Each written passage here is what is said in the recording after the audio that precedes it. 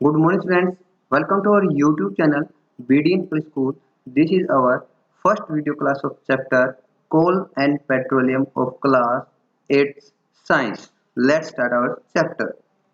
We use various materials for our basic needs यानी कि जो हमारी ज़रूरतें होती हैं उनको पूरा करने के लिए हम अलग अलग जो पदार्थ हैं उनका उपयोग करते हैं. Some of them are found in nature and some have been made by human efforts. कि उनमें से कुछ हैं वो तो कुछ तो प्रकृति में पाए जाते हैं और कुछ को हम जो इंसान तैयार करता है, ठीक है, ऐसी पदार्थ होते हैं जिनका हम उपयोग करते हैं, ठीक है, जिन वस्तुओं का निर्माण इंसान करता है उसको हम कृत्रिम बोलते हैं. ठीक है, आगे देखो एक्टिविटी 5.1. ये आपकी जो एक्टिविटी है इसमें क्या बताया गया है, इसमें एक सूची बनाने को कहा गया है. ठीक है, यानी कि ऐसी वस्तुओं की सूची, ऐसी मटेरियल्स की सूची जिनका उपयोग हम अपने दैनिक जीवन में करते हैं उनको क्लासिफाई यानी कि विभाजित करने को बोला गया है एज नेचुरल यानी कि प्राकृतिक एंड मैनमेड यानी कि कृत्रिम में. ठीक है, कि ऐसे वस्तुएं, ऐसे मटेरियल्स जिनका उपयोग आप अपने दैनिक जीवन में करते हो उनको प्राकृतिक और मैनमेड यानी कि कृत्रिम मटेरियल्स के रूप में विभाजित करने को बोला गया है. आगे देखो do this list include air, water, soil and minerals. क्या इस लिस्ट के अंदर हवा, पानी, मिट्टी और जो मिनरल्स हैं, ठीक है, यानी कि खनिज हैं, वो आते हैं. Since all these are obtain from nature, क्योंकि ये भी तो हमें किससे मिलते हैं, प्रकृति से मिलते हैं. They are called natural resources. इनको क्या बोला गया है, प्राकृतिक स्रोत बोला गया है. रिसोर्सेज होता है स्रोत. ठीक है, आगे देखो can we use all our natural resources forever. ये यहाँ पर क्वेश्चन पूछ रहा है. ठीक है, कौन बूझो कि क्या हम जितने भी हमारे जो नेचुरल रिसोर्सेज हैं यानी कि प्राकृतिक स्रोत हैं उनका उपयोग हम हमेशा कर पाएंगे. देखो can air, water and soil be exhausted by human activities. यानी कि इंसानों की क्रियाकलापों के कारण जो हवा, पानी और जो मिट्टी है वो एग्जॉस्ट हो जाएंगे, खत्म हो जाएंगे. You have already studied about water in class 7. कि पानी के बारे में तो आप कक्षा 7 के अंदर पढ़ चुके हैं. Is water a limitless resource. का जो पानी है वो एक लिमिटलेस यानी कि ऐसा स्रोत है जिसकी लिमिट नहीं है. आगे देखो in the light of the availability of various resources in nature, natural resources can be broadly classified into two kinds. यानी कि जो अवेलेबिलिटी है, ठीक है, अलग अलग रिसोर्सेज की, ठीक है, जो नेचर में उपलब्ध हैं, ठीक है, कि कितनी कोई जो स्रोत है किसी भी पदार्थ का वो कितना अवेलेबल है, कितना उपलब्ध है. ठीक है, यहाँ पर अब जो नेचुरल रिसोर्सेज हैं, ठीक है, उनकी उपलब्धता के आधार पर, ठीक है, कि कितने उपलब्ध हैं. कोई जो नेचुरल रिसोर्सेज है, प्राकृतिक स्रोत है, वो लंबे समय के लिए उपलब्ध हमारे पास, और कई जो प्राकृतिक स्रोत हैं वो हमारे लिए कम समय के लिए उपलब्ध हैं. ठीक है, यानी उनकी उपलब्धता के आधार पर, ठीक है, उनकी अवेलेबिलिटी के आधार पर यहाँ पर रिसोर्सेज को, स्रोतों को दो भागों में बांटा गया है. आगे है इनएग्जॉस्टिबल नेचुरल रिसोर्सेज. यानी कि ऐसे नेचुरल रिसोर्सेज, ऐसे प्राकृतिक स्रोत जो खत्म नहीं होने वाले हैं. ठीक है, वो कौन से हैं. These resources are present in unlimited quantity in nature and are not likely to be exhausted by human activities. यानी कि जो ये स्रोत हैं, कौन से स्रोत, कभी ना खत्म होने वाले. ठीक है, इनएग्जॉस्टिबल. ठीक है, ये जो स्रोत हैं ये काफी ज्यादा मात्रा में नेचर के अंदर यानी कि प्रकृति के अंदर उपस्थित हैं और ये कभी भी इंसानों के क्रियाकलापों के कारण खत्म नहीं होने वाले हैं. जैसे कि सनलाइट, एयर यानी कि हवा और जो आपकी सनलाइट है वो. ठीक है, ये इसके उदाहरण है. आगे है एग्जॉस्टिबल नेचुरल रिसोर्सेज. यानी कि ऐसे नेचुरल रिसोर्सेज, ऐसे प्राकृतिक स्रोत जो खत्म हो जाएंगे, यानी कि एग्जॉस्टिबल यानी कि खत्म होने योग्य. The amount of these resources in nature is limited. यानी कि ऐसे रिसोर्सेज के, ऐसे स्रोतों की जो अमाउंट है, मात्रा है, वो हमारी प्रकृति के अंदर लिमिटेड है. ठीक है, they can be exhausted by human activities. यानी कि ह्यूमन क्रियाकलापों के कारण ये एग्जॉस्ट यानी कि ये खत्म हो सकते हैं. Examples of these resources are forests, wildlife, minerals, coal, petroleum, natural gas etcetera, यानी कि ऐसे स्रोतों का उदाहरण, ठीक है। कौन से स्रोत हैं ऐसे जो खत्म हो जाएंगे इंसानों के क्रियाकलापों के कारण, जैसे हमारे जंगल, ठीक है, वाइल्ड लाइफ यानी जंगली जीवन, मिनरल, खनिज, कोल और पेट्रोलियम, ठीक है, कोयला जो पेट्रोलियम है, ठीक है, और जो आपकी प्राकृतिक गैस हैं ये खत्म हो सकती हैं इंसानों की क्रियाओं के द्वारा, ठीक है। आगे देखो, assume that eatables in the container present the total availability of an exhaustible natural resource like coal, petroleum और नेचुरल गैस, यानी कि आप ऐसा मान लो कि जो खाने योग्य वस्तुएं हैं जो, ठीक है, कहाँ पर रखी हुई हैं, किसी कंटेनर के अंदर, ठीक है, बर्तन के अंदर, ठीक है, ये क्या है, टोटल अवेलेबिलिटी है, ठीक है, किसकी, देखो आप इसको यहाँ से नहीं समझ पाएंगे, ठीक है, इसके लिए हमने एक्टिविटी छोड़ दी थी, ठीक है, उसको कवर करना जरूरी है, ये एक्टिविटी से लिया गया है ये कंसेप्ट। आगे देखो, it is a group activity, एक ग्रुप एक्टिविटी है, इसको परफॉर्म कीजिए। पहले ये पढ़ देते हैं फिर आगे लेसन कवर करेंगे। टेक सम कंटेनर्स, के आप कुछ कंटेनर्स लीजिए, fill them with popcorn, peanuts, roasted gram, toffees, यानी कि आप उनको किसके साथ भर लीजिए, कुछ के अंदर, कुछ बर्तनों के अंदर आप पॉपकॉर्न रखिए, कुछ के अंदर पीनट, ठीक है, और कुछ के अंदर रोस्टेड ग्राम और कुछ के अंदर टॉफी रखिए। Divide student into groups of 7 each, यानी कि आप स्टूडेंट्स को, विद्यार्थियों को 7 के ग्रुप्स में बांट दीजिए, ठीक है। Further divide each group into 3 सब ग्रुप्स कंटेनिंग 1 to 4 स्टूडेंट्स। अब आप जो हमने ग्रुप बनाया था 7 का, ठीक है, अब उस एक ग्रुप को भी आप सब ग्रुप्स में बांट दीजिए, यानी कि 1, 2 और 4 में, ठीक है। देखो क्या कहना चाहता है यहाँ पर कि पहले आप 7 और 7 के ग्रुप बनाइए, ठीक है। अब इस एक ग्रुप को भी आप बांट दीजिए, ठीक है, इसको फर्दर डिवाइड कर दीजिए, ठीक है, किसमें, 1, 2 और 4 में, ठीक है। ये यहाँ पर यही कहना चाहता है कि पहले आप ग्रुप बनाइए किसका, 7 का, ठीक है, और उस 7 ग्रुप को भी आप आगे 3 ग्रुप्स में बांट दीजिए, यहाँ पर ये कहना चाहता है, ठीक है, समझ में आ गया होगा। आगे देखो, label them as first, second and third generation respectively. अब आप इनको लेबल दीजिए कि ये वाला फर्स्ट जनरेशन का है, ये वाला सेकंड जनरेशन का ग्रुप है और ये वाला थर्ड जनरेशन का ग्रुप है, ठीक है, यानी कि पीढ़ी जिसको हम बोलते हैं कि ये वाली पहली पीढ़ी, ये वाली दूसरी पीढ़ी, ये वाली तीसरी पीढ़ी, ठीक है। आगे देखो, these sub groups represent the consumers, ये जो सब ग्रुप्स हैं ये किसको संबोधित कर रहे हैं, कंज्यूमर्स को, यानी कि खाने वाले को, ठीक है, जिसको हम कंजप्शन करते हैं, ठीक है। ये सब ग्रुप्स किसका रिप्रेजेंटेशन कर रहे हैं, किसको संबोधित कर रहे हैं, कंज्यूमर्स को रिप्रेजेंट करते हैं, ठीक है।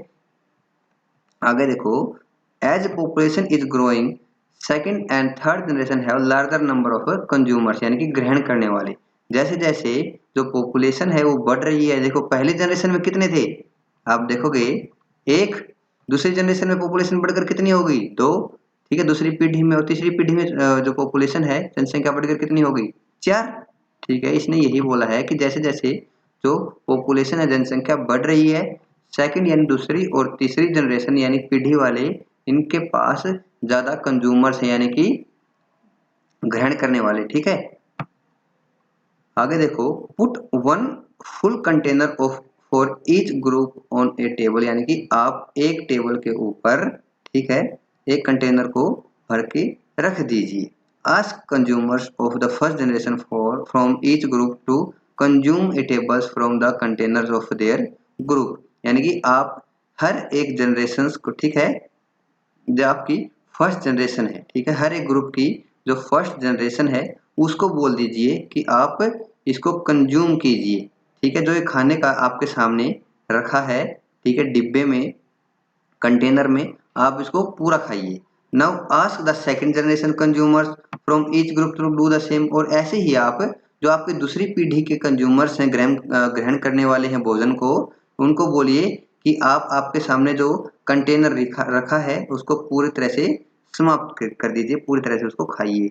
अब ऐसे ही आपको देखो, ask the students to observe carefully the availability of eatables in each containers. अब देखना कि उन्होंने हर एक कंटेनर्स में कितना कितना छोड़ दिया है, ठीक है, कितना खाकर उन्होंने छोड़ दिया। If something is left in the containers ask third generation from each group to consume it, यानी कि अगर उन कंटेनर्स के अंदर, ठीक है, कुछ बच गया है तो आप जो तीसरी पीढ़ी के लोग हैं उनको बोलिए कि आप अभी जो बचा खुचा है उसको खा सकते हैं।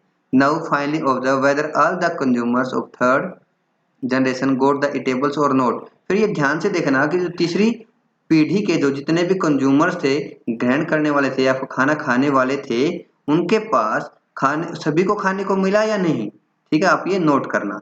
Also observe if anything is still left in any of the containers, ये भी ऑब्जर्व करना कि क्या कोई चीज तीसरी पीढ़ी वालों ने भी छोड़ दी है या नहीं छोड़ी है, ठीक है। आगे देखो, assume that the eatables in the containers represent the total availability of the exhaustible natural resources like coal, petroleum और नेचुरल गैस। अब यहाँ पर बोला गया है कि आप एज्यूम कर लीजिए, मान लीजिए कि जो खाने की जो वस्तुएं थी, ठीक है, कंटेनर के अंदर, आप उनको क्या मान लीजिए, जो एग्जॉस्टिबल आपके नेचुरल रिसोर्सेज हैं, यानी कि खत्म होने वाले जो आपके प्राकृतिक स्रोत हैं, आप उनको मान लीजिए कौन से, कोयला, पेट्रोलियम और नेचुरल गैस।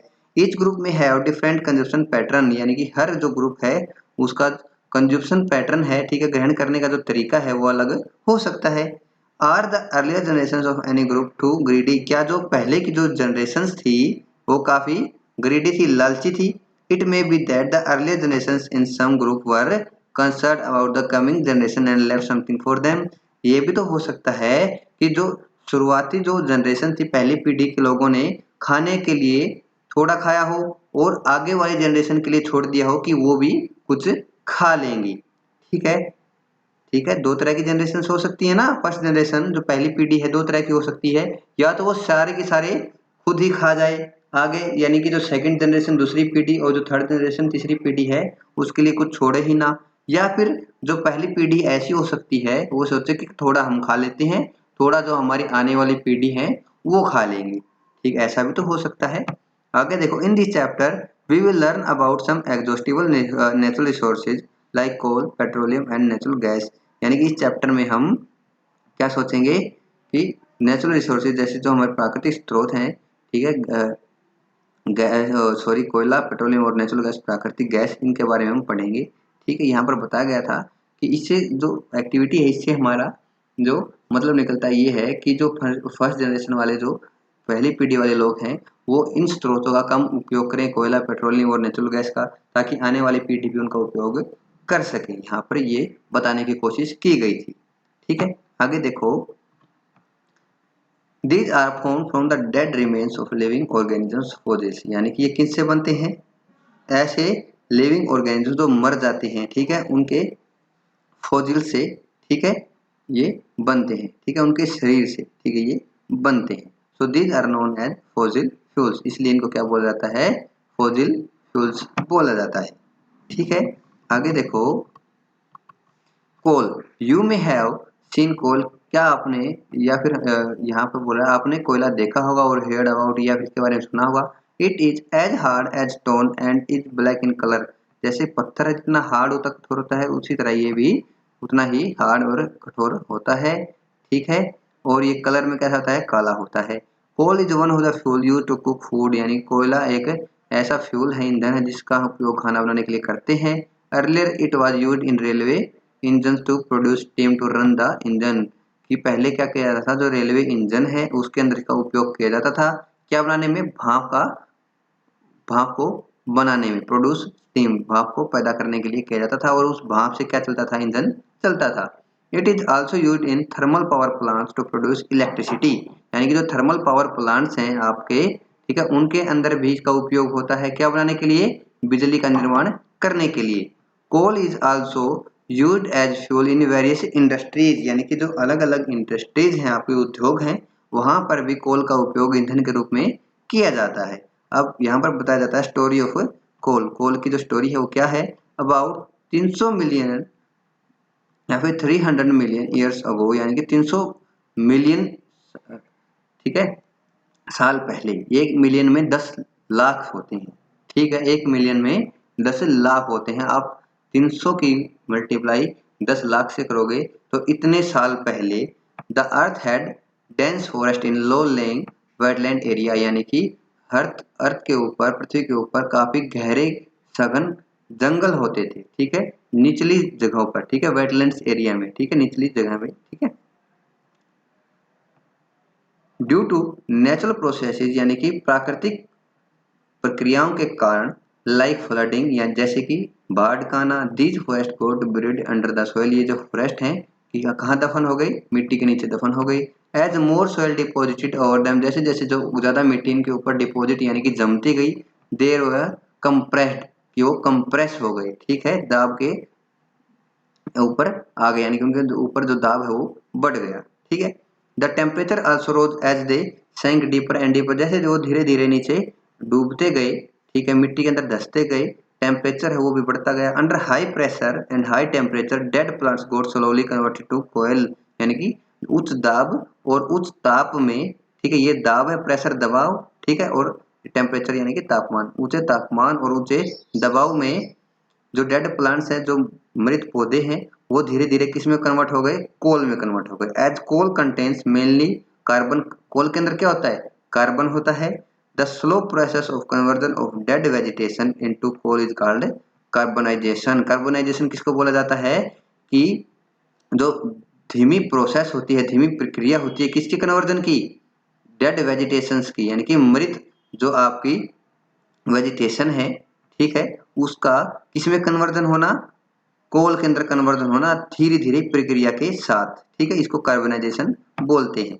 आगे देखो, since it was found from the remains of vegetations, coal is also called a fossil fuels, की ये जो आपका कोयला है किससे बना हुआ है, ठीक है, ये वेजिटेशन से बना हुआ है, ठीक है, इसलिए हम कोयले को क्या बोलते हैं, फॉसिल फ्यूल्स भी बोलते हैं, ठीक है। वेजिटेशंस को हम वनस्पति भी बोलते हैं, ठीक है, हिंदी में वनस्पति बोलते हैं, ठीक है। तो आगे है एक coal mine is shown in figure 5.2, एक कोयल माइन है, यानी कि जो कोयले की खान है वो नीचे 5.2 फिगर में दिखाई गई है, ये है कोयले की खान, ठीक है। तो आज का जो चैप्टर है हम यहीं तक रीड करेंगे, आगे इससे बचा हुआ भाग, इसका जो रिमेनिंग पोर्शन हम नेक्स्ट वीडियो क्लास में कवर करेंगे। तो आज के लिए इतना ही। अगर आपको हमारी वीडियो क्लास अच्छी लगी हो तो लाइक कीजिए, शेयर कीजिए और हमारे चैनल को सब्सक्राइब कीजिए। Thank you.